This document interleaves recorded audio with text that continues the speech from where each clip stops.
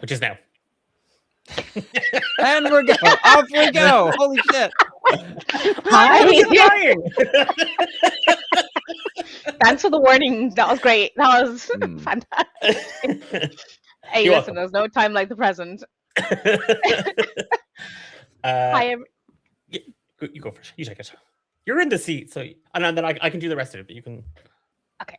Hi, everyone. I'm Tendai, and welcome to this month's game of Random DMs, where a few of us come together to butcher Curse of Strahd, all in the name of great fun, a bit of chaos, and some horror and gore, possibly. We'll see how that goes. Yeah. I'm Tendai. I'll be this week's DM, and my pronouns are they, them. And I'll let the players introduce themselves and their pronouns, and we'll get into the spiel. So I'll go with Declan first. Okay. Oh, wait, why can I hear myself twice? Can I? No. Testing. Yeah, I can. I'll figure it out. Going great. Oh no! What have I done? Ooh, where's the audio coming from? Yeah. Do you have Twitch open in another window? No. It's fine. I will just go insane listening to myself for now, and then I will figure it out. My name is Declan, and I'm usually not in a player seat.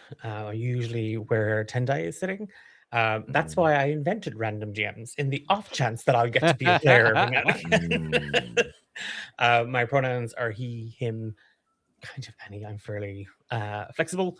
And speaking of flexible, so is my Air Ganassi monk, Oster Cure, who doesn't throw punches, he only kicks super hard.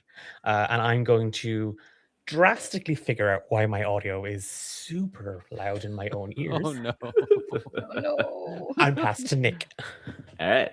Hello there. I am Nick, he, they, and I will be playing as Feng, the exiled heiress of the Karaturian throne. Does Karatur actually have a throne? I have no idea. I only know Karatur is Fantasy Asia, and I took it for this game. So we will build it from the ground up. It does now. Yeah. Yes, and also I don't hear myself anymore. Yay! Yeah.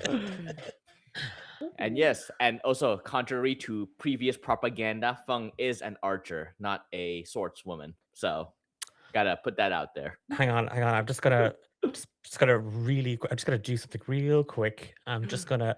Yeah, I've noticed. What? Oh, What have you? okay, that's weird. My mic should not be active because I tucked it up. And my audio is still coming through. I'm getting audio from somewhere else as well.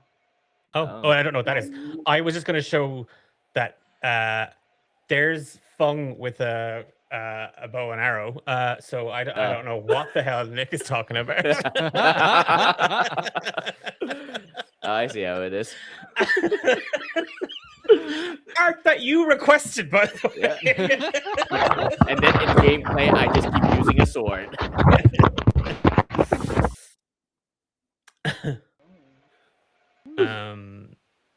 Yep. I think it's good. Oh, yes. I'll pass it down to Emily. Hey, I'm Amelie, they, them, and I'm playing a druid with a couple levels of rogue called Mouse, who is a she, her spy. Yeah, there's no, she's a spy, but she's a good one. She's a nice spy, or trying to be a nice spy. And yeah, I'll pass it on to Critter. Hello, I am Critter, they or he pronouns. I am playing Fairley, our goblin who wants nothing more than to be a knight. Fairley's pronouns are she, her. And I am so excited to be back. Yeah. Likewise. And I have no idea what's happening with the audio right now. I'm so sorry. I'm so confused. No, yours is fine. Unless are you hearing yourself? I'm not hearing myself, but I'm catching everybody's subs from mine for some reason. Oh. Did Mhm. your audio suddenly toggle to your webcam audio? That happens to me a Yeah. lot. It has. Hang on. No, like look on the stream. It's saying I was speaking, but it was actually me. No, it's saying you're speaking. Oh no, now yes, but when somebody else was speaking, it was saying that was me too. Oh. Let me check. That one Declan. sometimes seems like it lags a little Yeah. bit Yeah. No, all when seems good. I've like rewatched it, but I don't know. It fixed itself. Hopefully. Okay, hopefully. Sure, we'll live. We'll live. I'm sure. So I will be the game's DM for today, and my player character is Biala, who will be taking a bit of a backseat this time to see what other mischief the rest of the party can get up to. So the last time we played, and by we, I mean the wonderful Mouse, Farley, and Foster, because Fang and Biala were chilling out, needing a bit of R&R. And in that game, there were many, many revelations. There was a wee bit of a side quest, and most delightfully, there was a breakthrough in terms of friendship is magic. Oster and Mouse made up, and there was a group hug with participation from Fang as well, in the form of 2 pats on the back for Mouse and Oster. The highest praise. Absolutely, highest praise. And they made up just in time to get their packs replenished by the wonderful Ismark, who was a great group therapy facilitator, before they began the next leg of their journey. So, are we ready to dig it? Yeah, let's do Fantastic. So, we go back, we jump forward in time to the present-ish. In Oster's tavern, we've gone through a few bottles of different drinks. There's been some food, and the party have settled in around a nice fire. Even Fang is slightly more relaxed than they usually are. They got to keep that posture tight at all times. Even they've kind of relaxed a bit in their seat. And Biala looks around, just taking in how time has lightly caressed each of our faces, how adventure has changed everybody's bodies, and a very satisfied feeling in their soul seeing everybody together once more when they've been separated for so long. And as the fire is crackling and casting a warm glow across everybody's features, the color just catches Oster's hair and it drags a very vivid memory through. And Biala just kind of leans forward and is like, Oster, remember when your hair was pink? And we jump, get dragged back into the past. Sorry? Oh, yeah. Oster's hair got dyed. I was held upside down, wasn't I? It was like my disguise. You did a Yeah, handstand you did a upside handstand. down in a into a ponytail. bucket full of mostly Fairlay's bloody Rusty blood. shirt, Blood-stained shirt. plus some like paprika and various spices, whatever we could find. We were some trying. biscuits, Yeah. If I remember correctly, Oster's plan was we know Strahd has a thing for redheads. Redheads. That was it. Strahd, Yep. like Oster could be bait. If we needed bait, Oster's offered to be bait, but we needed to dye his hair red. So it didn't go red, it's gone pink. Like he's gone. Like yeah. Yep. All right. Interesting. Oh, very interesting. It originally started with a lovely hibiscus bath, which probably should have let you know how pink this was going to be. And then there was Water was red. those many, many layers of blood provided by our wonderful Farley. And yeah, there was some cayenne pepper, there was some turmeric. It sounded like the good makings of a nice soup, good soup. But no, it did wonderful things to Oster's hair, whose hair would currently be on trend in modern day. So the party are on their way out of Barovia, and they are laden down with packs, and there's an atmosphere of trepidation and urgency because this day is moving along and they still aren't sure how far away they are from their destination. The party are supposed to be finding a nice path, well, nice in Barovia, it's subjective, I believe, to follow the river. I'm probably going to butcher this word. Ivlis? Ivlis? Yeah, It's that. fantasy. Yeah. It's canon now. Ivlis, there we go. Ivlis, River Ivlis, that's what it is. And they're moving along this river when there's this nice fog creeping in around their feet. Not very much like that fog when the party first kind of came together in the camp. And there's a sea of tall, pale green reeds and brushes stretching out on either side, all along the side of an old winding road. This road has stones that have been beaten smooth by the passage of time, hooves, and shoes. The sky ahead is gray, which is quite the norm ever since we landed in this cursed land. And there's a smell in the air of petrichor, which is heralding a rainfall, but when, we're not too sure. And I'd like the party to describe what they're thinking in this moment as they're making their way towards the river.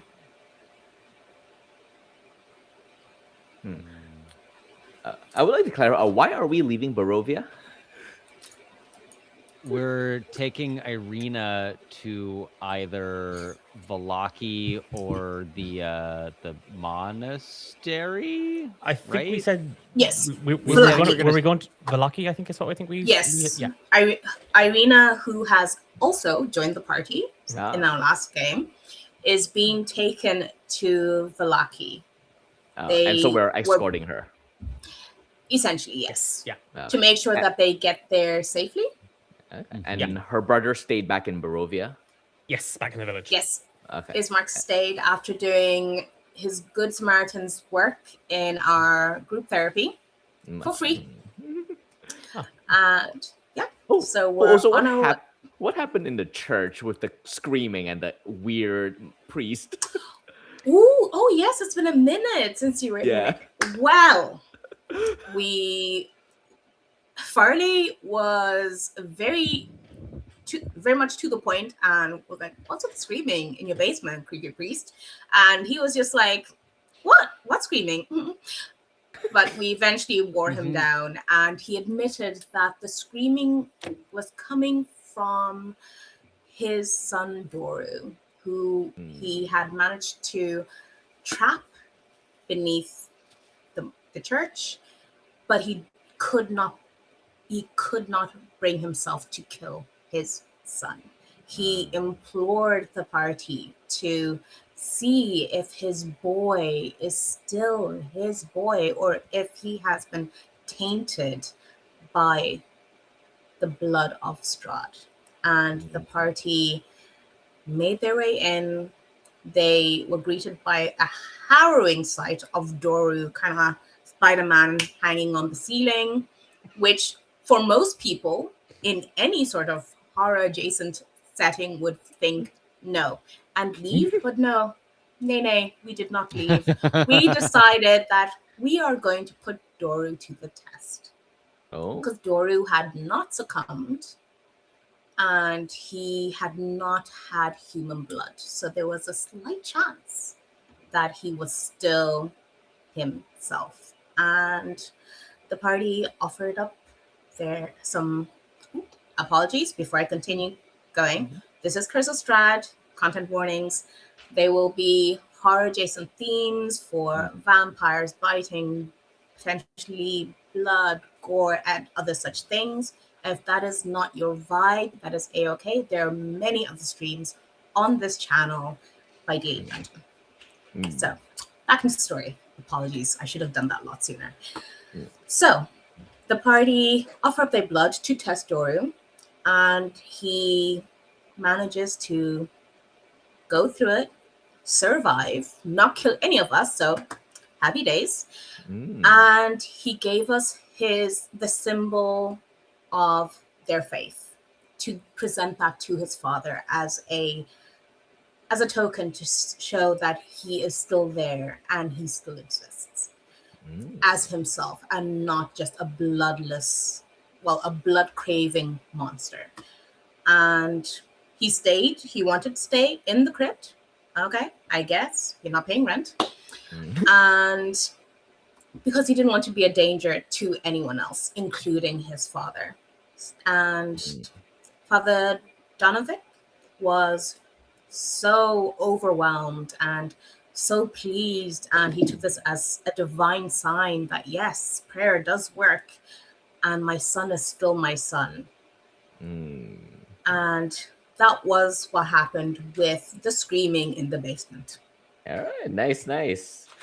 No bloodshed. Was expecting death. There was voluntary bloodshed, but all right. Yeah, and I left him a giant rat or something. Yes, I think yeah. also. Yes, because he's been down there surviving on the blood of creatures and not humans. So there's hope yet that hopefully, if we break the curse, Father Donovich will have his son back.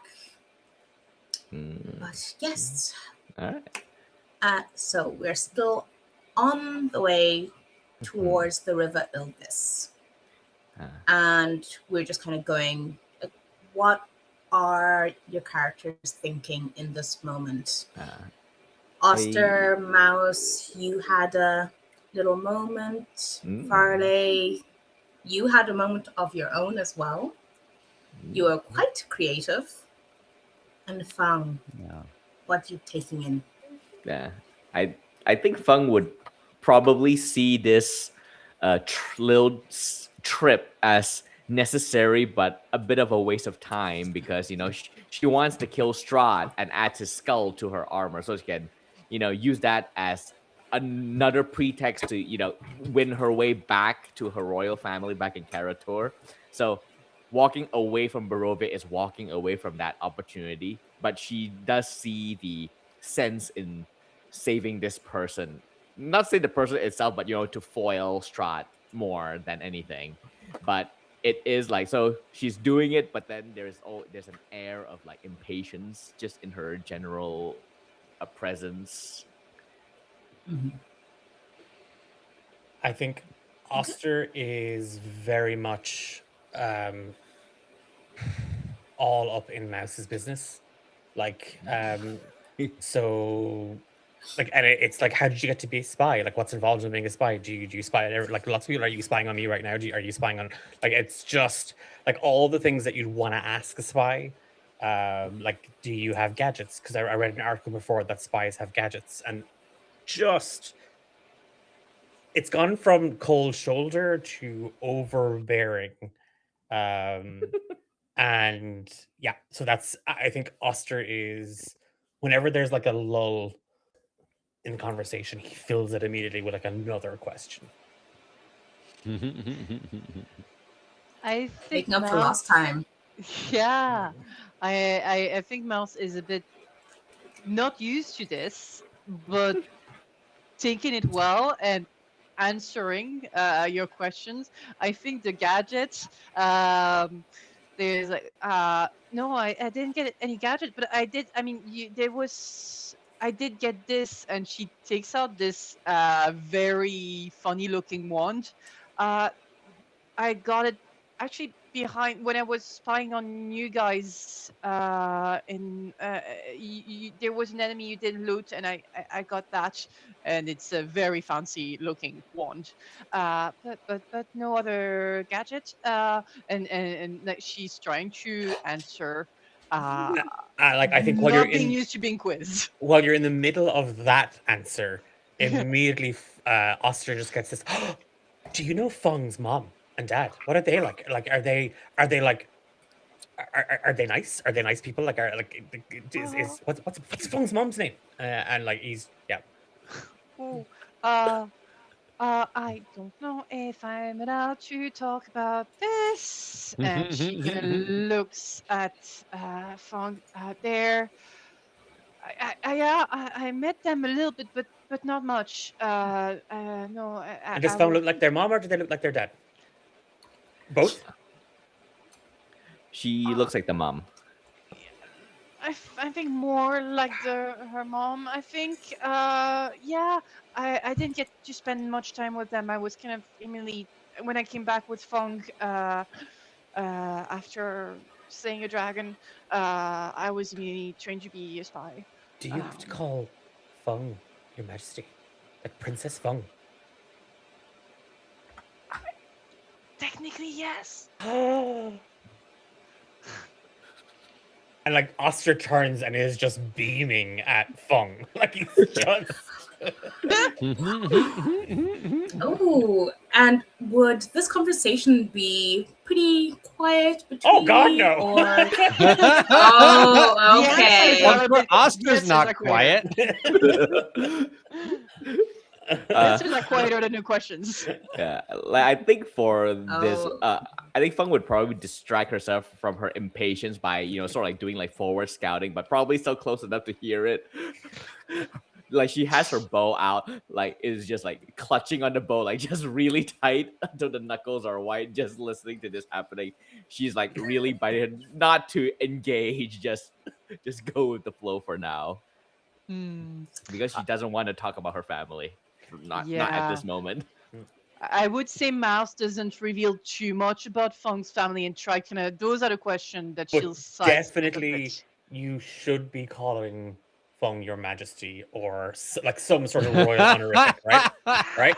Yes. Okay, Yeah. great. Yeah. So, like when Oster turns back and like if Farley is like on the rear, immediately just like big, wide grin on his head because he's just figured out how to fix Farley's problem.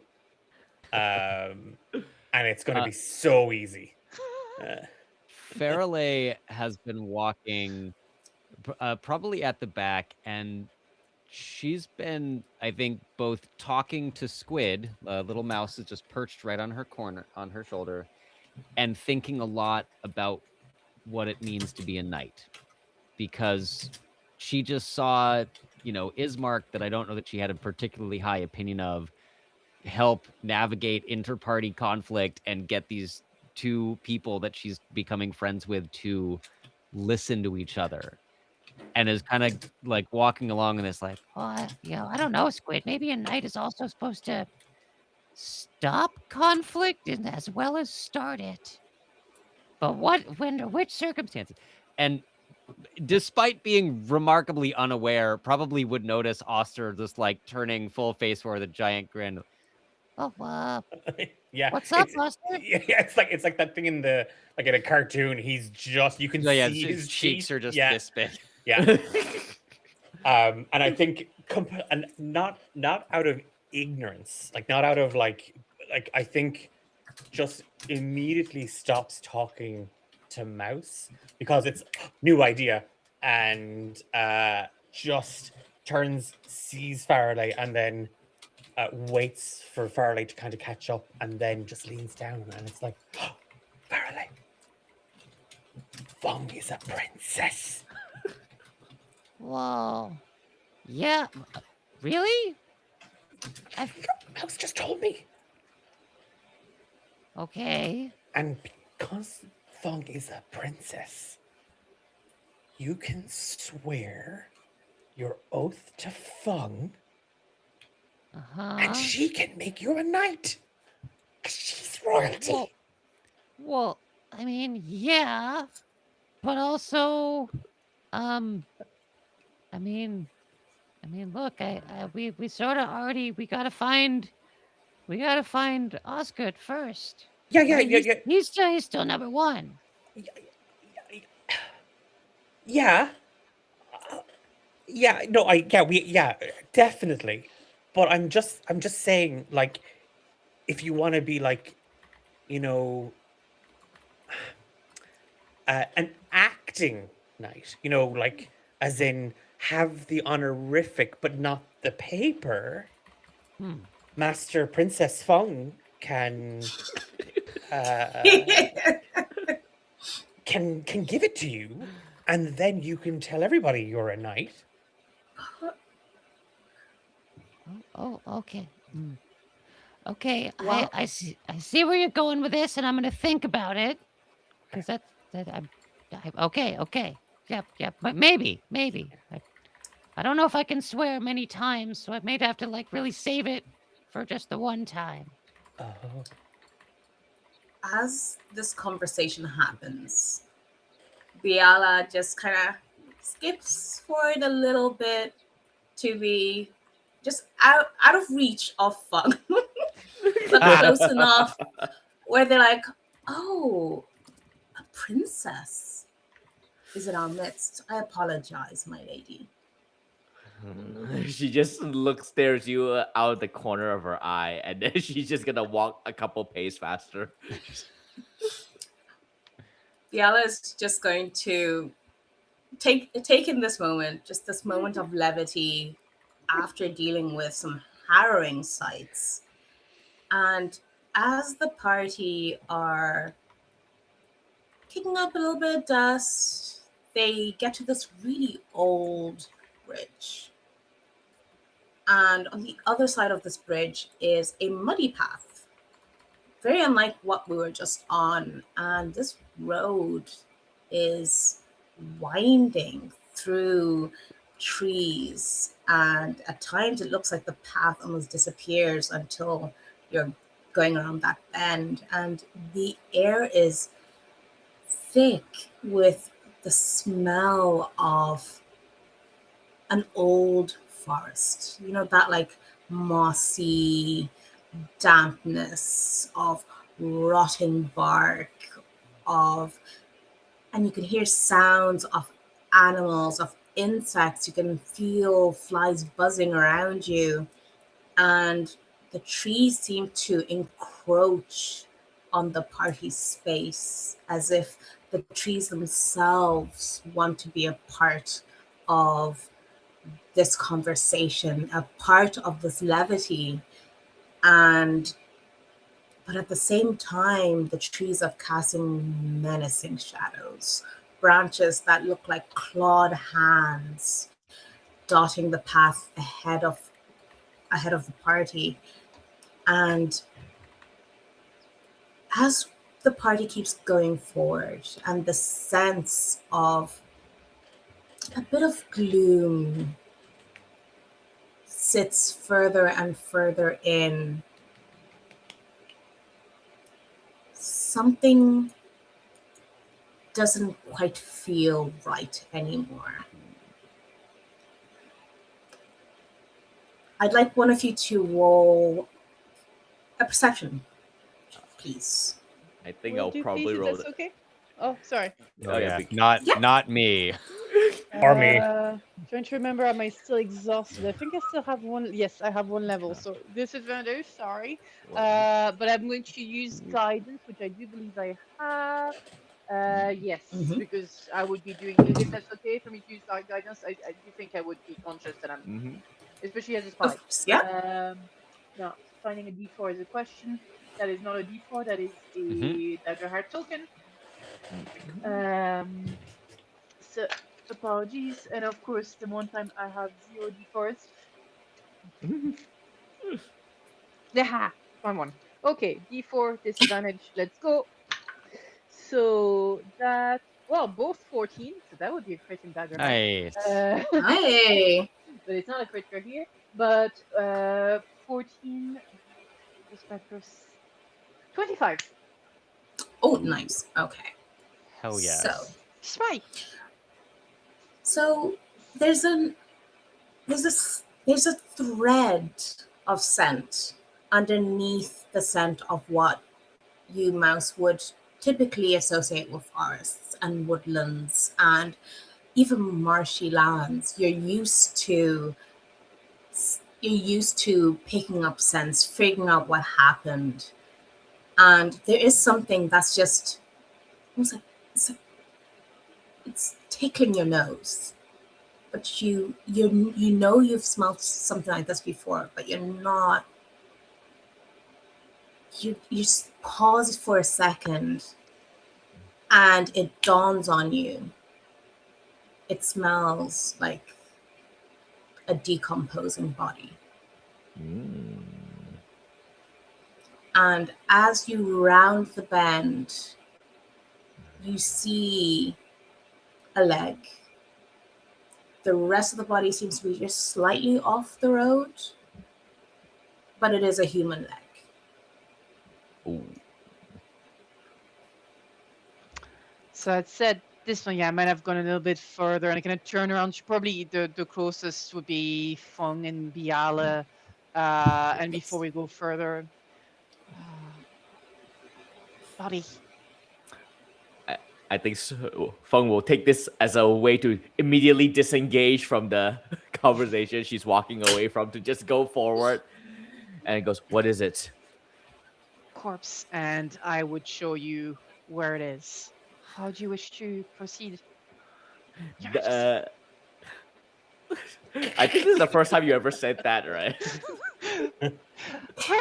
I probably did it like a couple of times, like when we first came back together, and it annoyed you, and I stopped. And I'm just. I think that story stunned a bit, but then sort of like compartmentalize that for the time being. She's gonna look at the body, animal attack or bandits or something else. Would I be able to roll for it or tell in a Yeah. way? Or... Yeah, absolutely. Well, all you really need to do is it's just uncover the corpse. Yeah. I'll go like quietly. I'll probably do the thing where I crouch down and kind of go on all fours to be like, a bit quieter and creepier, and just lift the thing and look. Yeah. Fairley's gonna wait like 10 feet back and kind of tuck Squid back into her hair and pull her axe out. Yeah. Just I'm in gonna case. scan the tree lines around us to see if there's any movement. Okay.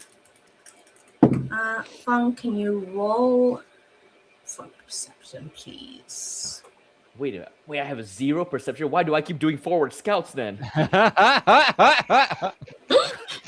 Why? I don't know. Let's live dangerously. Okay, so I rolled a 9. I don't have a superiority that can bump this up. Wait, let me just double check it. Okay, yeah, now I rolled a 9.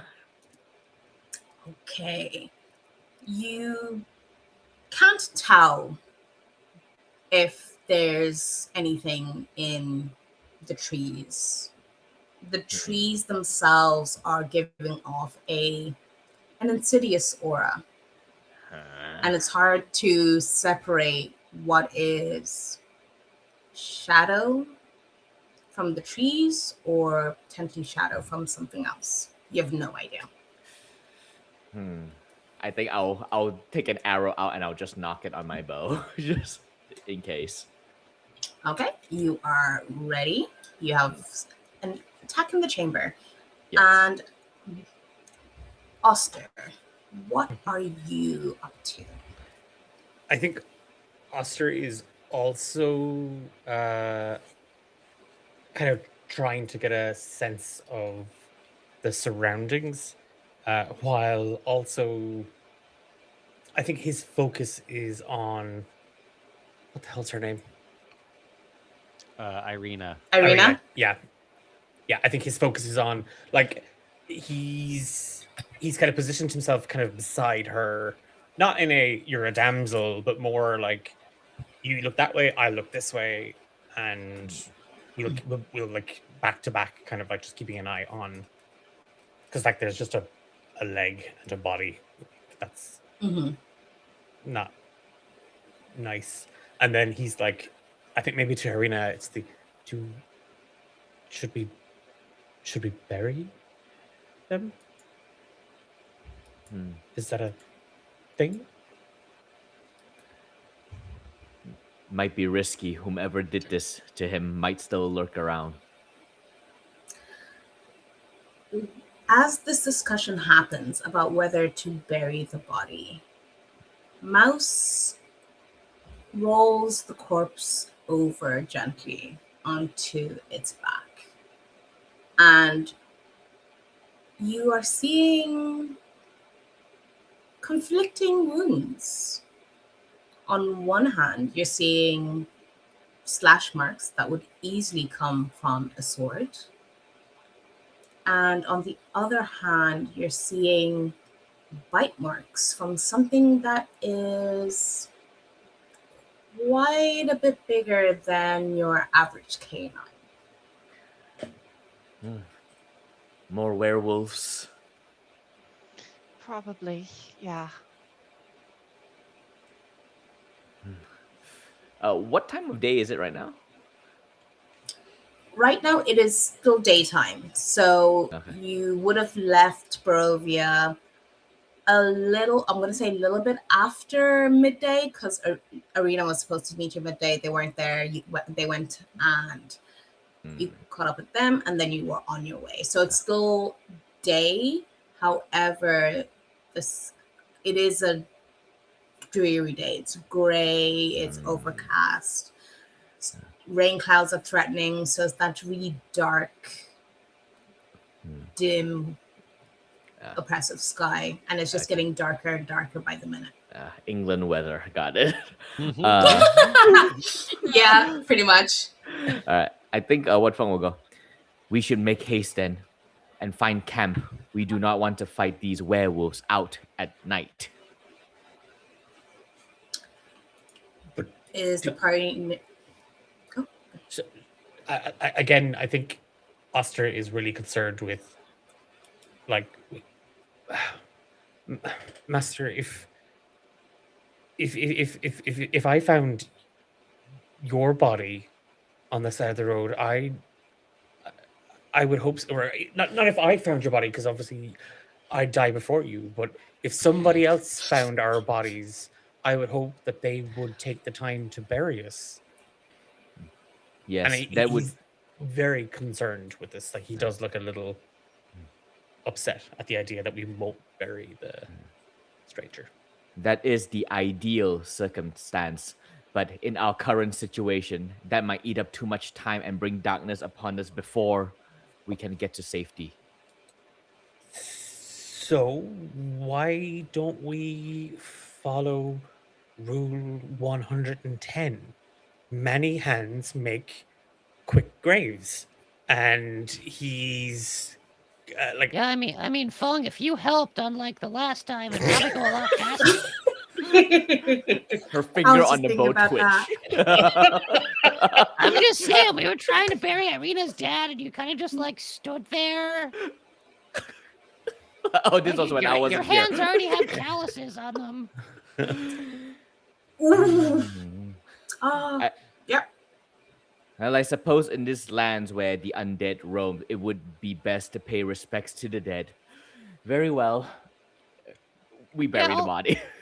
I'll get something to help. I will reach into the bag of tricks and give us a new animal to maybe help. God, I hope it's something yes. completely and totally useless. Right? Oh my god.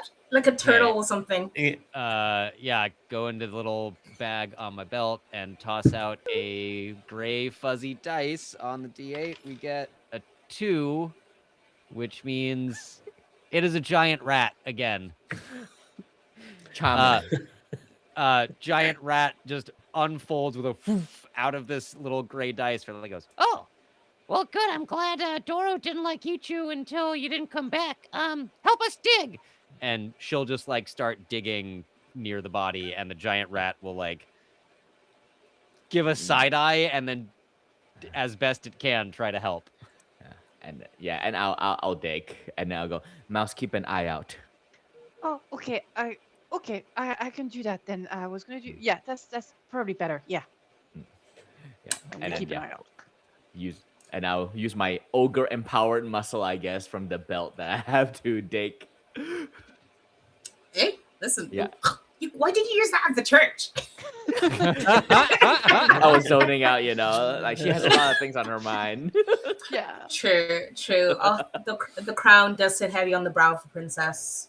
I think if Farley and the rat and Fung are doing the digging and Mouse is on watch, then Oster is going to help maybe organize the provisions for camp. We're not making camp beside the grave, but like, oh, absolutely, is going to be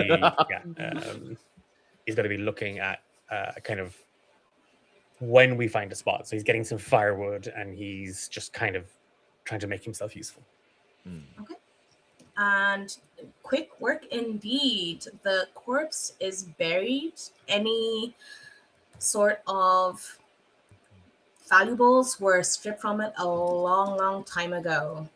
And the party are able to dust off their hands and get back on the way after Irina says some traditional, customary goodbyes to the stranger on the side of the road.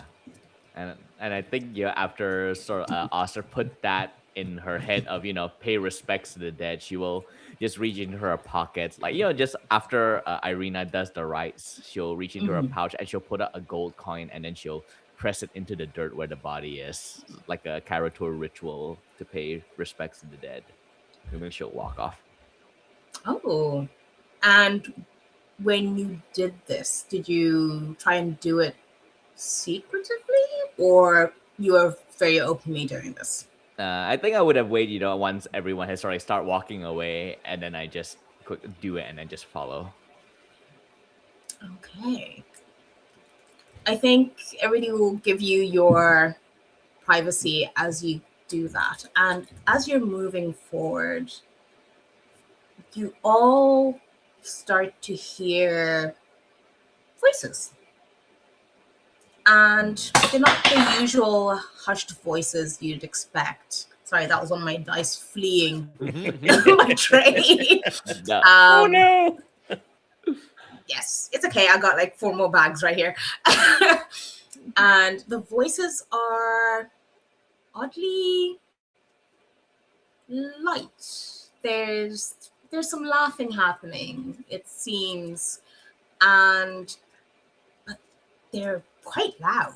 If they needed to be scouts, they're doing a terrible job. And as they come into view, you can see that they are scouts.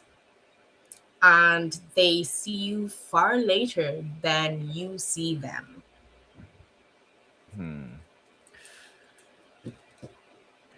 They pause.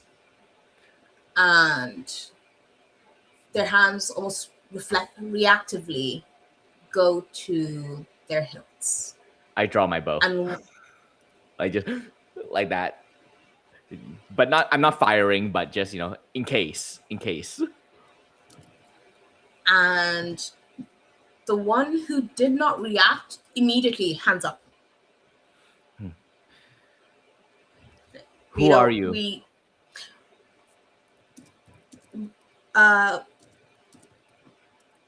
My name is Ewan, and that's Todd. We were sent ahead to look for who are we looking for again? And Todd just goes, we shouldn't be telling them. And as this dialogue happens, you're looking for a dead guy? Todd answers, maybe. What was he wearing? Farley, like completely guilelessly, is probably also standing on the giant rat at this point, having been like, riding on its back. It's Like, well, this guy over here, we buried him a little ways back, And we'll describe kind of what he looked like. it wasn't looking so good by the end there, but is that who you're looking for? Based on the description, you see Todd's face drain of blood. And Ewan puts a hand on his shoulder and he's like, at least you'll have an answer now. And they look towards you again and they're like, you're strangers in these lands. Why are you here? I'll lower my bow knowing that they're no threat. Well, we're trying to get Irina here. Well, I'm gonna try to teach her how to be a knight. But we're also trying to get her to Valaki, or maybe there's a monastery. We're also looking for this werewolf's family. We're also Oster's got a list. We also have the doll, and we have to go back to Barovia because I think there's more stuff that we said that we would help with back there. We said that we would help Doru, and that we have to go and kill Strahd, and we have to find Osfire, who was my first teacher, and and he's gonna make me a knight. He's gonna make Farley a knight, and he looks at the list that he's made, and it's yep, that's everything.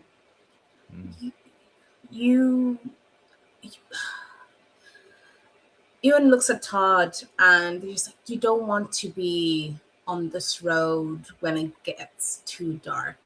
It's there's things in these woods, and what kind of things?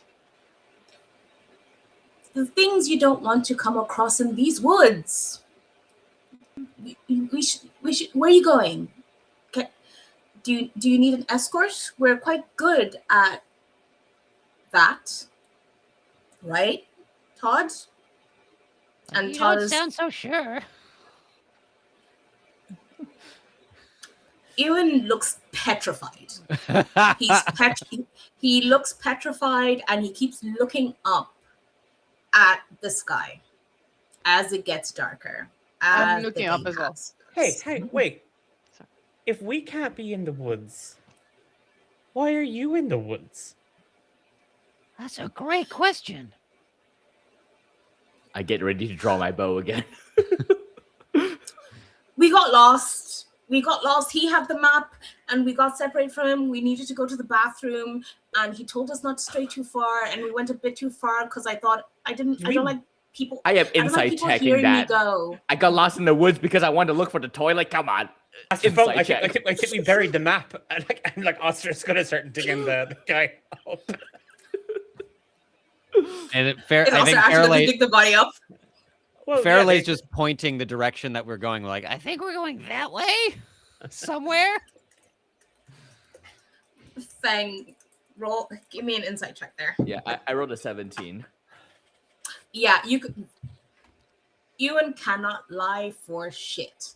He is you could just see the truth is tumbling from his lips. Todd is looking at him aghast, as in, what are you doing? We don't know these people. But Ewan cannot stop. He cannot stop. He is telling you everything. And Oster digs up the body. Oh, he's in the process of digging it up. He's... Okay. Oster, don't desecrate the dead. Oh! We just buried them. And Oster puts the shovel down. Completely and totally traumatized that he forgot Rule 93. And he's gonna just pat the dirt back into the grave shape and just step away. Yeah, and inside Feng says like, "Oh, these people are not malicious; they're just idiots." So Todd just nods his head and he's like, "Yeah, especially this one." But what if you said you were going to Valaki? Yes. Yep. Uh, okay, come. Like we need to head back that way. We were just looking for him. His name was Bright. He And wasn't Aster very goes to pick the bright. shovel back up again, like to be like, we can take him with us? Like, No, he would weigh us down if we need to run.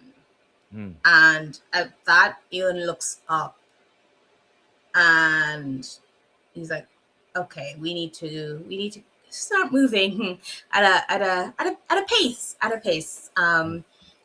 this way." And they start leading you along the road that you're already traveling on. All right. Yeah. Fairley is follow. absolutely riding the giant rat still. Mouse is not sure what they're looking for up, but as she's constantly scanning the area, she will also scan up. You start to hear, I suppose you don't really hear anything. And that is what tips Mouse off. That something is off. And also it tips off the giant rat that Fairley is on. Oh. Fairley just starts kind of patting it. Oh, what's wrong? I mean, come on, we gotta keep going. You gotta keep going this way. Guys, the rat's kind of freaking out. You are standing on it. Well, yeah, because it's big enough to carry me. Why would I walk when I've got a mount? All knights are supposed to have a mount. I read that somewhere. Just a long look, and then he just looks away. Yeah, somewhere. I feel like you're supposed to have a mount if you're royalty, right? Ooh. It would be so easy in her head as she has the bow. Just Kind of makes you feel like I'm more royal than you are, huh? she's like, inner peace, inner peace. Even Mouse is like, Fung just has this throbbing vein in their forehead. Yeah. And as this discourse descends upon the once like group hugging group, you hear what sounds like footsteps. But they don't go in a regular pace like you're used to hearing. It's as if they're dragging their feet. Okay, yeah, I'm drawing my bow again. He goes, we have company.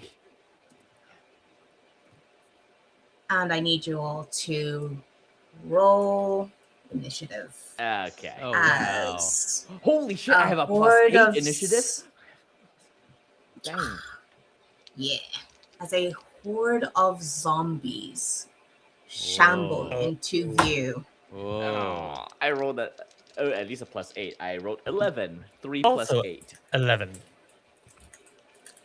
21. Oh, crap. Man, I never roll high when it comes to You initiative, get man. advantage, but it's not good. Oh, dirty 20. Ooh. All right. Oh, I gotta move that thing. Okay. So we have a dirty 20. We have 2 11s. So Farley, that was you with the dirty 20. Yeah. Oster, 11. Yeah, and I'm also And- 11. 11. And Mouse, 21. 21. Nice. This is nice. Okay, let me do a little click clacking. Okay. Oh no, I don't like when that happens. And it's okay. It's not bad. It's not too bad.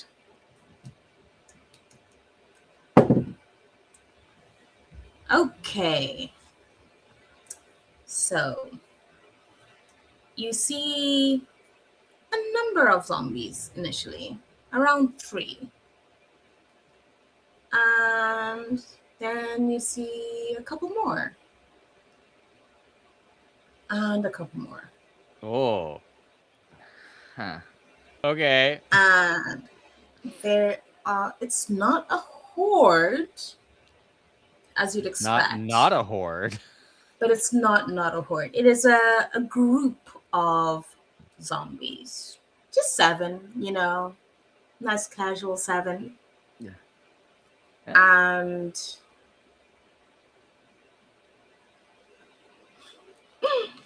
the zombies. Well, hold on a second. One zombie goes first. Oh. But Fang did have an arrow notched. Yes. So you can So I take can make. first. Yep. Okay. Is it just one attack, or is it like I just take my action? You're just making one attack. So Okay. as soon as the zombies come into sight, you're letting it fly. Alright. Okay. Ooh, I rolled a 15 plus stuff. So that would be Nice. Let's go. yeah, that would be 21 to hit. Oh, that hits. Yeah. And then I'm gonna pump 1 superiority die on it. I'm doing distracting strike. So because Okay. I'll do the distracting strike damage alongside it. So that's a 3 and a 1. Disgusting. So that's 7 piercing damage to the zombie, and the next person to attack it will have advantage as I hobble it in the leg to give like an opening to someone to exploit. Okay. Nicely done. The zombie you attacked just kind of tilts his head down to look where the arrow pierced it. And you're not very used to zombies behaving in such a manner. Oh. So more awareness than the usual? More awareness than the usual. And one of the zombies that's kind of in the middle of the group of 7, you hear the others quieten down, and you hear a very guttural sort of sound. And then a couple of the zombies peel off into the woods, into the darkness, as the remaining 5 move up the road towards your party. Day of the Dead. They can think. Okay. So the head zombie is going to... Ooh, nice. Who would be at the front of the party in terms of location? Whereabouts are... I know Ulster is probably close to Irina. I would probably near the front. Depends on whether Mouse would be ahead of me or not. Yeah, it's still pretty kind of side by side at this point, I think. Would you mind, before we dive into it, can I just ask for a really quick break? Oh, yes, absolutely. Yeah, oh, yeah, that's it's okay. half We already 9. got that time, aren't we? Yeah. Okay. Yes. Yeah, Perfect. it is. We're going on break. We'll be back in... Oh god, we'll be back to fight zombies. Yeah. Back to Figure out fight a who's getting horde. hit. Yeah, that gives you plenty of time to decide which one of us they hate the most. I don't hate you. I love you all. I'm an equal opportunity I'm attacker. going to eat all of you. So Okay. we are going on our little break, and we'll be back shortly. So see you soon. Bye.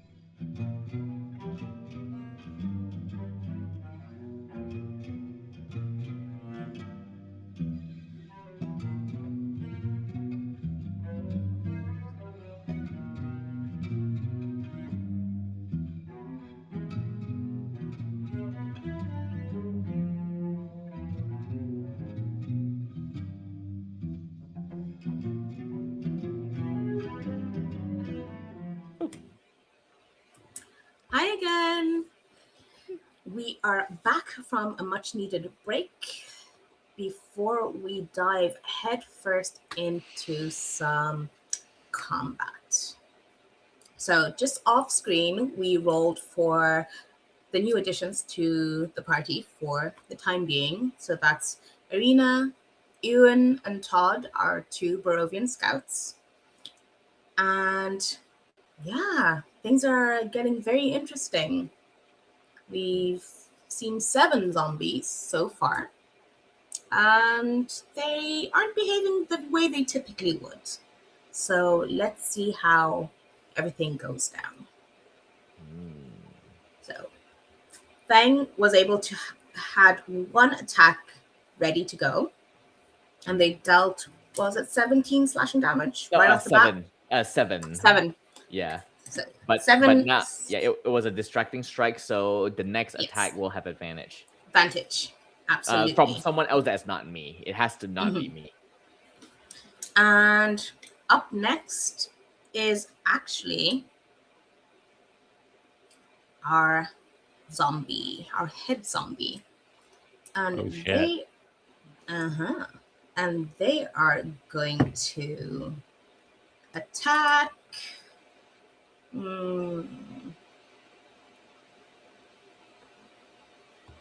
Mouse. What can the giant rat do? Come at me. And Oh my yes, pretty Daisy. we also do have a giant rat. Yeah. Oh. It takes its turn directly With after you- mine, after and you. I need to use a bonus action to tell it to do something, or Okay. it acts in a fashion appropriate to its nature. Which is probably going to be Scram. Yeah. I mean, it's a rat. You know, it's in the nature. Okay, so our head zombie is going to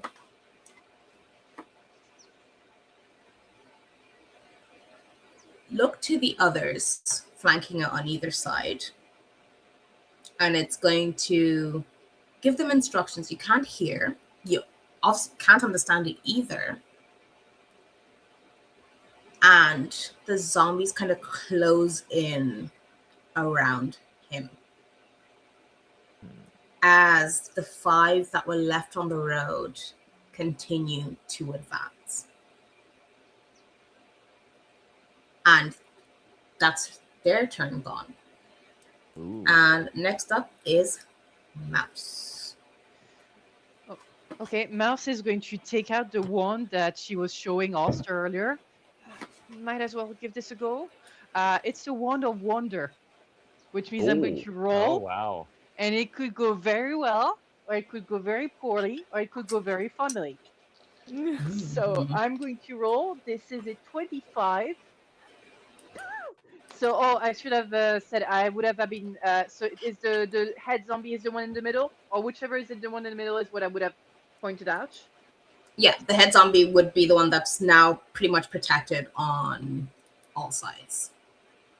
Well, I just point this and cast detect thoughts. Okay. It's just this is what I get with a 25. So I guess it's the funnily side of things, or poorly. And there's no DC against that, is there? I think so I'll get surface thoughts. Mm-hmm. Sorry, because I've cast this a lot, but that's 5. Like the not the 5e version. Yeah, Mhm. I initially learn the surface thoughts, and then with an action I can turn to probe deeper. So I'm guessing it's just surface thoughts with the wand of wonder. Okay, surface thoughts. All you can hear right now is destroy. That is all that's in their minds. So I guess what it looks like is Mars kind of shakes the wand a little bit, points it, and goes,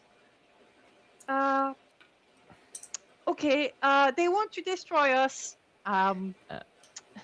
And this is all I can do.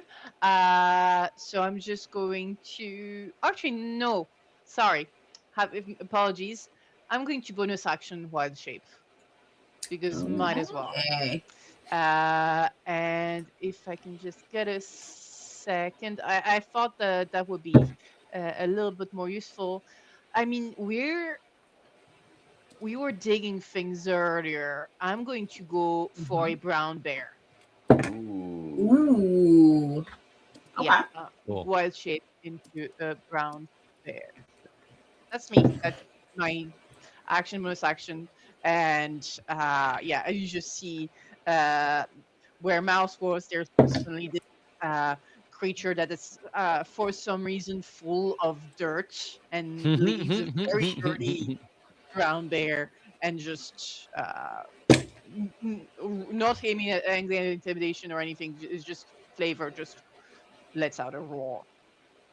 And after me, I believe, is one of the scouts. Yes, you have lovely scout Ewan, the one who told you absolutely everything he Yes, possibly could. who's probably pretty freaked out by the fact that there's a bear now, Yeah, he but would be. hopefully knows enough about druids. Oh yeah, yeah. Like I he. don't have to attack myself. No, no, That no, would be no. the worst. He saw you change, and there was initial panic, and then he's refocused. You can actually see he's kind of steeled himself, and his position has moved. He's actually in a stance that is more suited for fighting Yeah. now. So I'm going to make two longbow attacks against whichever zombie Fong hit, because I think that would be the most logical thing. So the first one is at advantage. Mhm. Well, I rolled a nat 1 and a nat 20. Amazing. So thank you Okay. for the advantage.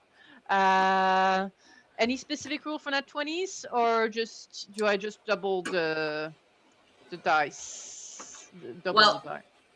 you're going to for this particular one because the zombie that that was attacked by Fung is it won't take much to Okay. destroy them. Mhm. So you'll get an additional little bonus attack, if you will, for that nat 20. Okay, so I'll roll just the damage, the regular damage. Yes. So that's 5 points of piercing damage. Mm-hmm. Do I roll again? What do you want? How do you want me to? Yes. So roll again for the second attack, and okay. then describe how the first zombie goes down. Okay. So I roll to hit again. Just as a note, I do have multi attack as a scout, anyways, but I'll roll regular this time, not advantage. Perfect. So yeah, that would hit. I'm guessing that's a 30-20, and it would be 3 damage, and that I think the scout that was so useless 5 minutes ago probably is a little bit more used to battle. Is not completely useless in battle, and I think the first arrow, I think Fung's arrow went to the leg. Yes. The first one goes just into the other leg, and that zombie just kind of doesn't fully fall down, but just on its knees. And the second arrow, I think, goes to the neck. Ooh, nice. And then do I get my multi attack, then the other attack, which will be a third attack? Is that okay? Yep. Oh, So absolutely. This one will go against the head zombie.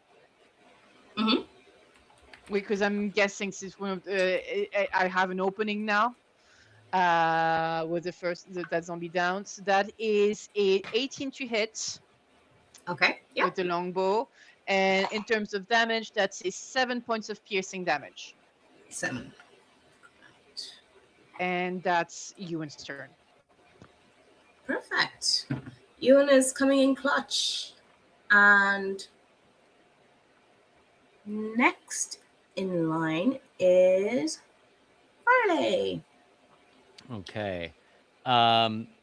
So I will use my bonus action to tell the rat, kind of lean down and whisper in his ear, Okay, you're gonna drop me off by these guys, and I want you to run into the forest and find those two that ran away. and so the rat will do a little drive-by where it charges up to near this cluster of 5. Farrelly will leap off into the center of them and start swinging her axe, and then the rat will run off after the ones that ran into the woods. Okay. So I will take 2. I've got my shield in one hand. I will take 2 swings with my axe at I guess the leaders, the one who yelled at the others is looking bad or is still okay. The leader's still looking. He's still looking okay. I'll go for him then. Okay. Okay. Well, a 25 and 15. The 25 hits. Okay. I don't like that the other one doesn't, but that's fine. It'll be okay. You know what? Why not? I will use Fury of the Small to add 6 damage to this because I assume it is one size larger than me. And 8 on the die, 11. That is 17 slashing damage. And I will reduce its speed by 10 feet until the start of my next turn. Ooh, okay. I have a slasher. Yeah, I think that's fine. I'll stay right here and just sort of, this tiny 3-foot tall goblin in the middle of all these zombies, shield up, just going, Come at me! Come at me! And come at you, they absolutely will. But next is actually Biala's turn. Do any of the players want to pile up Biala for this? Would you like one of us to? Oh no, I don't mind. If somebody wants to do it, I'm happy to also do it. I mean, your character. You're the DM, so you get to decide. Yeah. Okay. So, Biala is going to take in the positioning of these zombies and not necessarily move too far away, but they are going to mage armor themselves as their action. And they're going to keep an eye out in the woods. As the ensuing battle is going on, they are very, very painfully aware that there are 2 zombies unaccounted for. That's okay. They got a rat going after them. True. But these zombies peeled off on both sides of the road. Rat can only go one direction. Okay, I think it arbitrarily goes right. Right. Okay, cool. And that is noted. So Biala's going to hold and is going to have their back to the party to make sure that they're behind everybody else is covered, because everybody's very focused looking forward. And next we have Fang, you have higher dex, yes? My dex is 15 if I recall. 16. 16. Oster? 18. 18. Oh, okay. So it's also first then. Are the zombies, are they bunched up together, or is it sort of like a shuffling separate situation? At the moment, they're bunched up together. Okay. I think Oster is going to charge them, kind of leaving arena. No, because I would imagine she's kind of got her rapier out already. But he's going to run towards them and then spring up, and then you see him kick his legs out into a V, and he's going to try and kick two zombies next to each other, like so, like hit one and then the other Okay. for his first attack. Mhm. I'm just gonna use D&D Beyond. If that can't fail me, Famous last words. I'll take a dirty 20 on the first hit. Okay. Yep. And I'll roll the second hit just to see. Yeah, go for it. That's another dirty 20. So you know what? We'll take it. So they both Hacks. hit. Absolutely. Nah. And D&D Beyond is then- not that kind. No, normally it's not. And then that Good is damage. 10 bludgeoning damage on the first kick. Mhm. And then the second kick is a 30. Oh, hang on. Oh, that's a 6. So yeah, so it's 10 on both. So I rolled 10 on both. two Okay. 13s and I rolled two 10s Two on tens. both. Mhm. So I'll take it. I'll take the. Yeah. I'm rolling on D Beyond. It's there. No, I saw it. I'm seeing it. Yeah. I'll take D&D it. Beyond is never this nice to me. Mhm. I Or see me. how it is. I see how it is. It and plays then- favorites. It does. does. And then I'm going to use Flurry of Blows. Ooh, Um, Ooh. On who? on like if you take the attack action, so when I take the attack action, I can attack twice. So you can spend one to make 2 unarmed. Yeah, so it's the same thing. I'm going to Kick spring back. forward and then like as I land onto my hands and then just do a full spinning kick with legs. So like if the left leg hit the guy on the left and the right leg hit the guy on the right, now it's left on the right and then right on the left. So it's like a corkscrew Yeah, kick. It's I get it. Chun-Li rules. Okay, it's full Chun-Li rules. It might I not see- physically make sense, but I see the vision. okay. I see it. And then so that is okay. It's a dirty 20 again. I'm just gonna go with it. So we'll roll the next one. Yeah, go for Okay. it. See, it's fine. Ooh. And that was a 25 on the second one. Wow. Only just a 25, you know. And then 8 damage to that's 18 damage to one, and then a 9 damage to the other. So 18 and 19. So 18 to the we'll say number 1 and 19 to number 2. 19 to do. And if it makes any difference, I know it says bludgeoning, but my attacks count as magical. Magical. Yeah. Yeah, I've got magical legs. Magical legs. Yep. And so that was Oster. So next is All right. How many zombies are left? so we have one down. We have 2 looking very close to it. All right. I'm going to fire at one of those. Uh-huh. I just put an arrow between the eye. I rolled a 2 plus 6, so that's an 8. Ooh, Ouch. No. Dang it! All right. So first one's a whiff. I'm gonna fire again with my second attack. Oh my god! 11. 11. Hold on a second. I am rolling like trash. Also miss. No, you'll hit that one with an 11. Ooh. Okay. So I'm gonna. Okay. So that's 8 piercing damage. Mm-hmm. Is it still alive?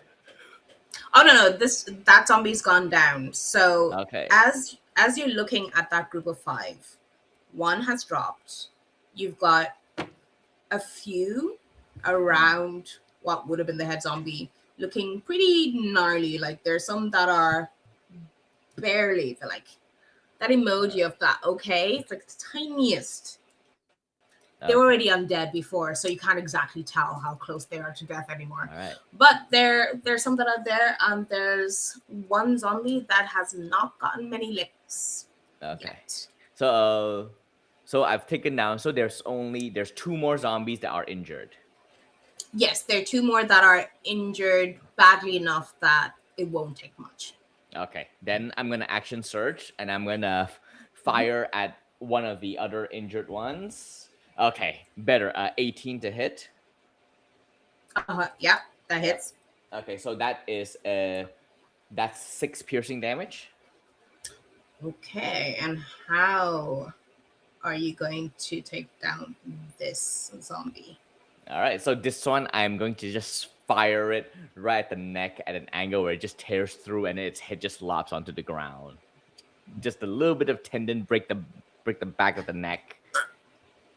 All right, and then I'm gonna use my second attack from my action search on the other injured one, the final one. Mm-hmm. All right, okay. Oh, that's 17 plus 3, so that's 23 to hit. Oh, okay. Yeah, and then that is not great. So that's 5 piercing damage. Okay. Is it enough to kill it? Not quite. Okay, then I'm gonna. Then I think. Wait, do I have to declare this before or after? Let me check. And you know what? I'm gonna spend distracting strike, another superiority die to add a d8 to the damage. At the moment, if it survives, someone will have advantage. Another 3 damage, so that's 9 damage on it. Okay, and that one also goes down. Yeah, this one. I will fire it right into its eye socket and explode the back of its skull like a bullet. Oh, and it just pops. Yeah. Like there's just brain matter spraying all over the zombies behind it. A little bit kind of gets on. Some would get on our wonderful Fairlight, who is in the middle. That seems right fine. You know, yeah, they're quite happy. Needs to be added anyway, so it's okay. Well, and her shirt got cleaned, like, dyeing Oster's hair. So this is just adding back to its normal color and flavor. It's usual funk. Absolutely. And then I think I'm going to use. Has the zombies that ran into the forest, have they shown themselves yet? They have not shown themselves yet. And I believe we did. The giant rat did go. Did they? Okay. Yeah, it goes on my turn. All right. Okay, Grant. No. Oh, that thing's gonna go. Oh, then I'm gonna use my bonus action. So as Fairley gets covered up by the gore of what I've done, I'm just gonna look at Fairley and goes, "You look better like this, in the midst of violence." And I'm gonna spend another superiority die to rally you, so you will get 8 temporary hit points. Hot. Nice. I shouldn't be rooting. Right? No, it's Fairlight okay. kinda Biala gets it as well, so yeah, you can. Oh yeah, I like guess. looks down at I herself. guess. He's like, I know. That's why I was so upset that my shirt was clean. Oh. clean. Whoa. All fairness, it was boiled, so it's sterilized even. Yeah. And next we have Irina, who is being piloted by Austin. I think Arena is going to go after the one that Fung tried to just put down. Okay. So Rapier in Hand is going to charge up. I'm going to roll a d20 and I add 3 to this because I found a stat block for her, so that's what I'm using. Oh yeah, A 19 to hit. 19 to hit. That hits. Okay. And then she does a d8 plus 1. Okay. Let me throw this. Oh, that's 2 piercing damage. 2 piercing damage. Okay. That's better than 1. Yep. And which one are you going for the one that's more visibly injured or any or? I think it was the one that Fung just hit. Just hit. So Okay, yeah. Kind of chasing the arrow almost. Yeah, so that one just again it pops like like a rotting bag of food. No, you're good. You just said it pops, and I think that's good.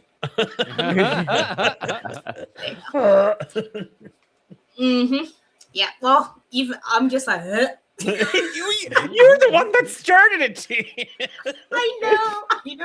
I'm like the description is in my head, and I'm grossing myself out. I'm like, oh no, stop it. Okay.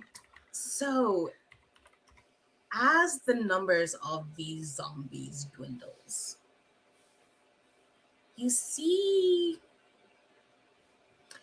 you can't be seeing what you're seeing. Surely, as the head zombie like widens its feet into a stance that you'd expect from a fighter. And they take a deep breath in. Again, zombies don't need to breathe, but it takes a deep breath in and it lets out this long, extended.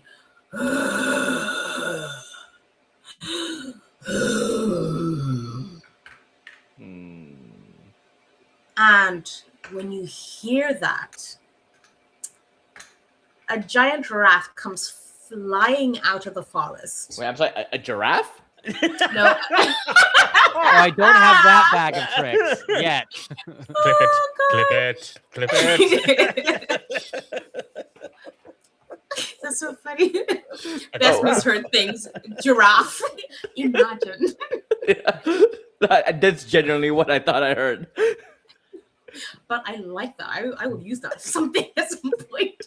But no, the giant rat, Harley's giant rat, comes racing out of the forest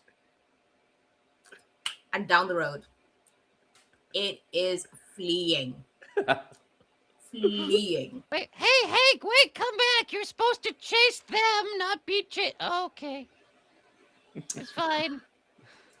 As you start to hear shuffling coming out of the woods.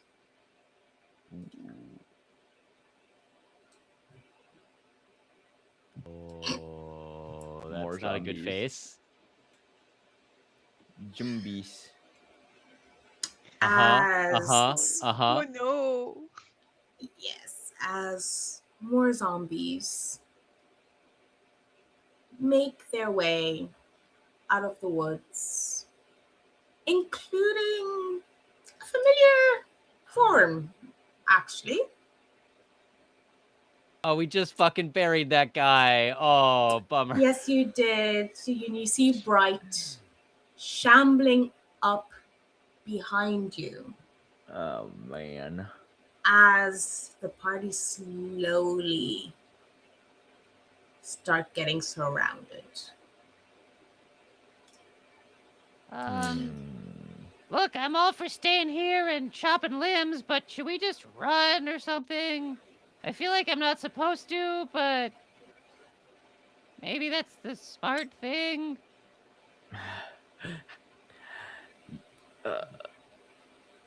Yes, Yeah.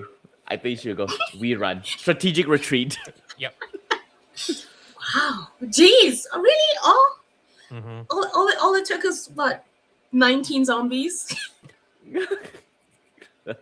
19? I mean, Oh, yeah. look, I'm here you for had it. 7, and there's 12 more coming out of the woods for you. So Okay. it's a very, very smart move. Well, I mean, I don't. Is it? Are we gonna get to somewhere that we can actually be quote unquote safe, or do we just want to deal with them and then run? Wow. 19. It took at least 2 hours to take one down. We gotta run. Okay, so is everybody gonna run? I mean, I feel like I want to roll something for poor Todd to see if he can actually run after seeing his zombified buddy. But yeah, I'm Okay. gonna just for the I fuck of it. Todd lets out a rather high-pitched and slightly girlish shriek and then starts running. Okay. So he's running. Now, in terms of actions, are you disengaging or are you actually just running? Tank it. Double run 60 feet. Farrelly is going to use her action to throw another thing from the bag of tricks, Oh but god. like off to the side of the road. Okay. It's Summoning another a- giant rat. Summoning rats just for them to die. So now there's one giant rat, I guess, fleeing somewhere else, and this one I'm gonna look at it and go, All right, it's your turn now. run that way, and just like point into the forest and have it run as loudly as it can, like through the zombies into the forest. And Farrelly will I will hold to let everyone else run past her, because for better or worse, she's the tank right now and also has Sentinel, so I can stop at least one of them from chasing us. Mouse in bear form is going to wait until Farley is kind of disengaged to go. So yeah, Mouse will be going just once Farley's gone past her. Because Okay. you may be the tank, but I'm also a bear, so I'm secondary tank. Mm-hmm. Oster? Yeah, Oster Fine. is just going to, I think, grab Irina and bulldoze past, and he is going to shield her in case there's any attacks of opportunity. He's going to put himself in a position that he'll tank for her. Okay, so not a single one of you is disengaging. Well, No, you're choosing to run. Okay. She's a rogue. She has parry. Okay. I'm gonna need some. well, can I spend a key point to do Step of the Wind? Yes, you can. Okay. Yeah, then I'll disengage with Irina possibly about to parry in case she needs to, and then my movement speed is 45 feet. So 90. just dragging Irina behind him. Yep. So with that, you will get behind the first lot of zombies. And actually, the bear will extend the paw, I think, towards Farley, because the bear is pretty strong. I think a bear could carry Farley and then use the 40 feet speed to run once everybody's gone. So this way we'll be able to catch up with the others. Okay. And bang.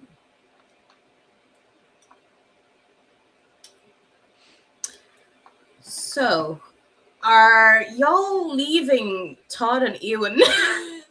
Well, Ewan's look, like running. they can do whatever. Todd's probably running after shrieking like a little girl, but like Okay, yeah, true. Yeah, same with Ewan. Probably shrieking like a little boy. Okay. That Todd will disengage. Yeah, so will Ewan. I mean, don't think. Oh, yeah, if there was one on Ewan, disengage. Yeah. Okay. So the party uses various different actions to get beyond this horde of ever-growing zombies. And as you move past them, you witness a very odd phenomenon. They don't turn to chase you.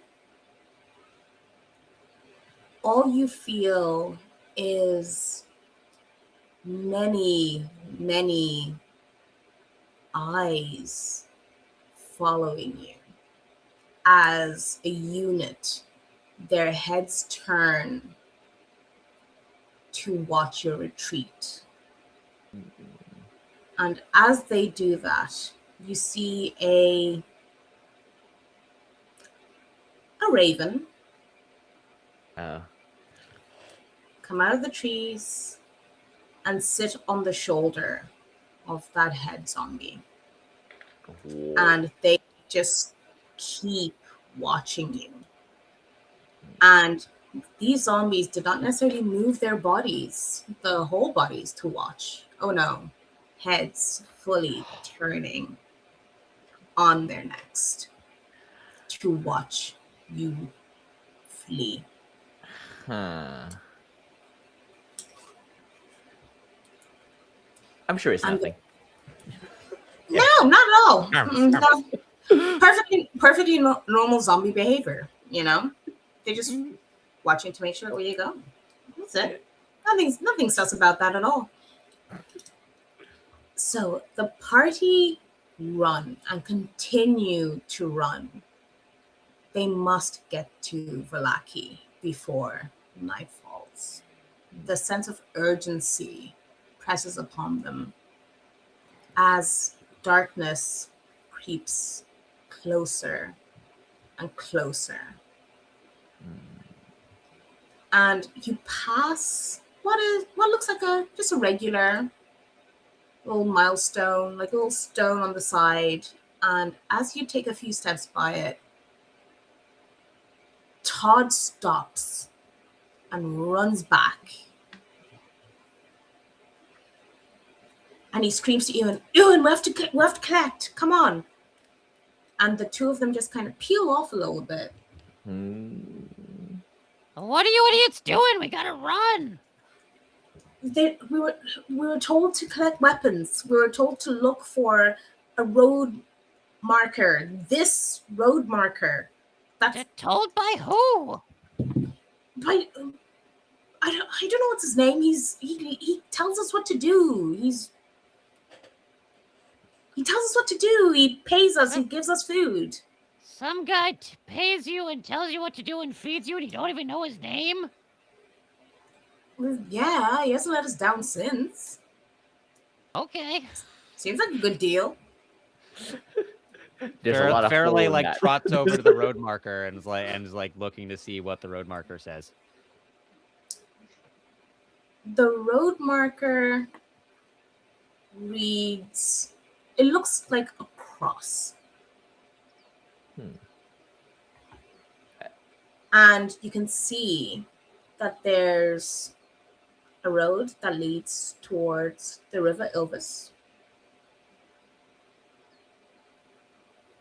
Sorry, one that leads towards the Tessa Pool,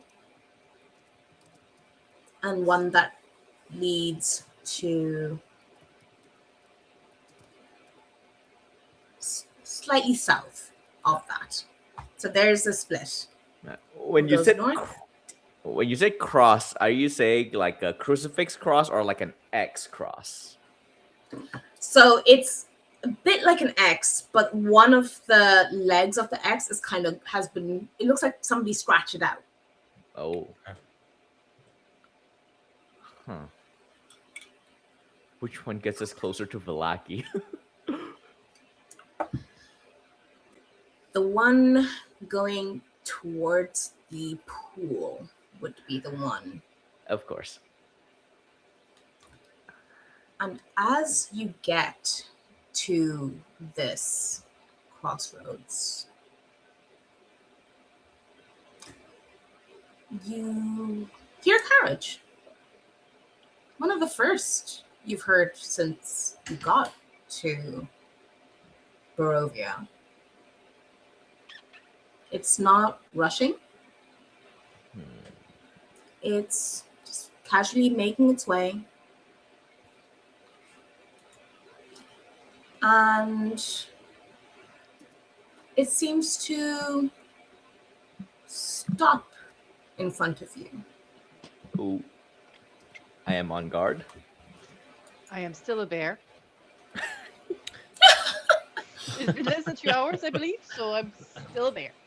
Yep, still a bear. And the rider of this carriage looks remarkably well dressed. Everything is perfectly starched, not a wrinkle out of place. However, their face is slightly hidden by the shadows their hat casts across their skin.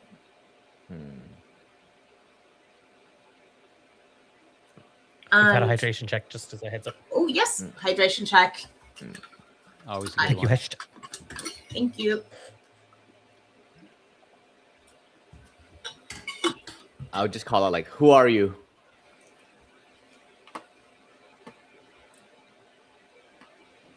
The rider lets go of the reins and jumps down. And this carriage is not a small carriage, it's a pretty high carriage. But they land as if the impact does not faze them at all, as if it was just another step. And they go to the door of the carriage. And they just pull back a curtain slowly. And you can see the silhouette of a man, again impeccably dressed. The curtain of the finest velvet, heavy and crimson red. And then the driver opens the carriage door, steps back, and averts his gaze.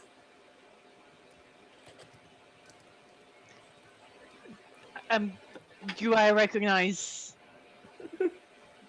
the man who threw me off a cliff? It's a very, very familiar face. Oh I boy. think I'm going to point to Bear Claw. What does that mean? What are they trying to say? What are you trying to say? Is Timmy stuck Dave in the Colgan. well? Yeah. I think Oster's going to look to Arena to see how they are responding. Irina was fairly fair-skinned anyway. It's not like the sun shines in Barovia. But she looks far more stricken than even when they were burying their father. It looks like she's visibly been struck. And she stumbles backwards. And she also instinctively averts her gaze. And she reaches out beside her. Can each of you roll a d4 for me, please? D4. All of us? Yes. 2. 4. 2. 4. I don't know why there was balloons. Yay, there was balloons. Huh. 2. Okay, so we've got 2 2s and 2 4s. Wait, And is now that- confetti. And confettis. And Gavetti. why don't I get confettis? Irina is going to grab Oster's arm. And it's not a light grab. It is one that is digging in as if she's holding onto a lifeline. But you can also feel that she's trembling, and you haven't known Irina for long, but tremble she does not.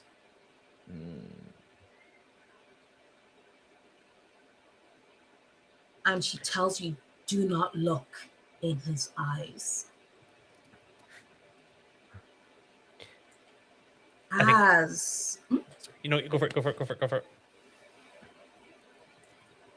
as the man's gaze passes over each of you, and as it does, it feels as if death's chilling touch is caressing you sweetly, like a lover. But you know that touch is poisonous. and you just feel like you're covered in grease and dirt and grime. And his eyes finally rest on Irina.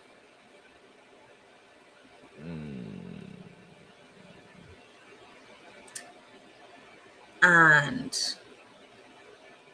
this mysterious gentleman looks to the bear who's pointing at him with the claw.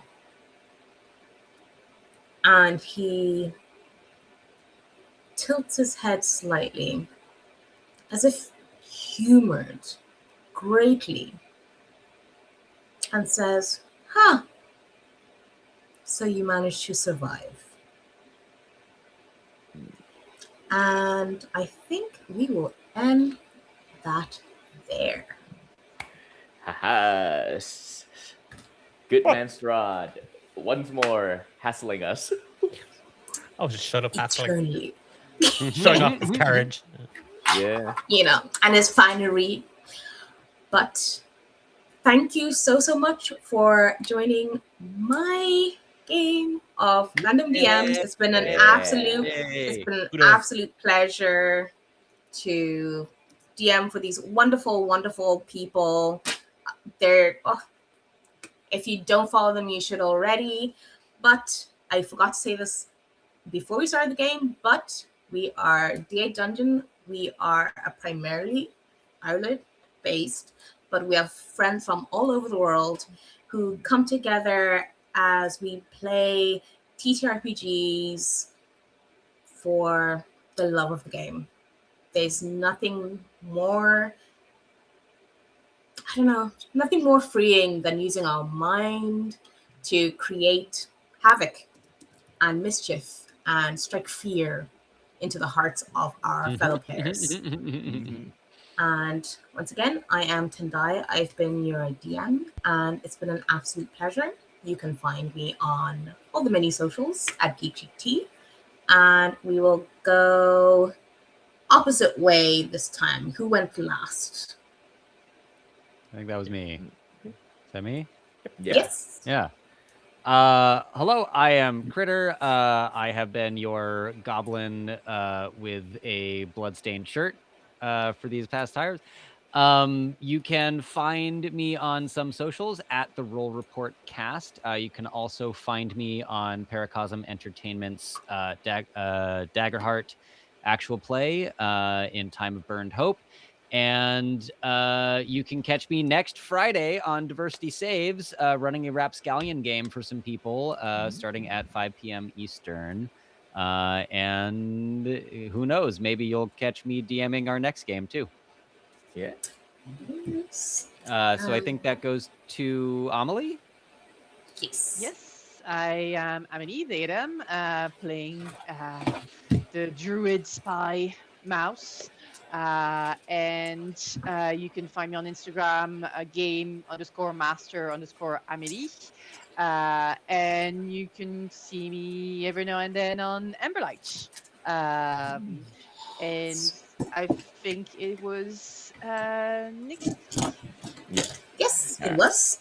All right. Hello there. I have been Nick, and I have been playing as Feng, our problematic exiled princess. And you may find me on every conceivable social media as NickSnat1 with a number 1 at the back, and not playing in a lot of online games currently besides DA Dungeon. So I guess you all find me here when we next come for random DMs, where I might also be DMing.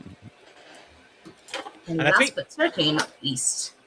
Howdy. Well,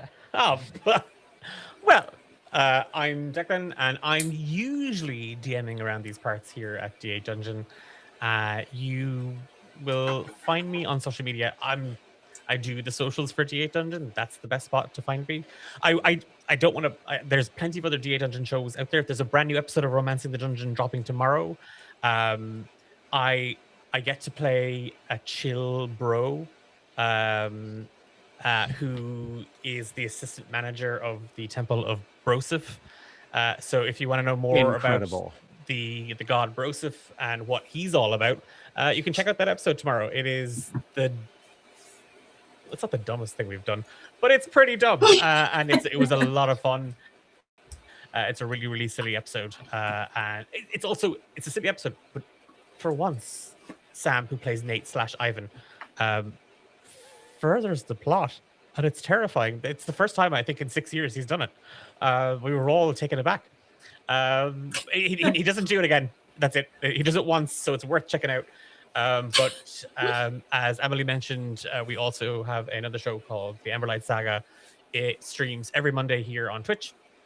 But what I really wanted to flag is our upcoming charity event, the D8 Dungeon Drive 2026. It is a weekend marathon of tabletop role-playing games, and we partnering again this year with our friends down in Australia, Hexes and Vexes. And we have been really lucky to get to work with our friends in the US at Tale of D20s. So there are a bunch of games. There's an application form that you'll see in chat. We are actively looking for players to join those tables. And while we welcome everybody, we do want to hold more space for diverse players in this sphere. So if you want to join a table and you've been thinking about it for long, it's a great place to start. There's lots of different games on selection across different time zones, so you can check those out.